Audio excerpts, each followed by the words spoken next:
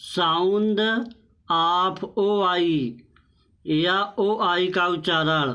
ओ आई का उच्चारण संभवतः आय से होता है, जैसा कि इस फिगर में दिखाया गया है।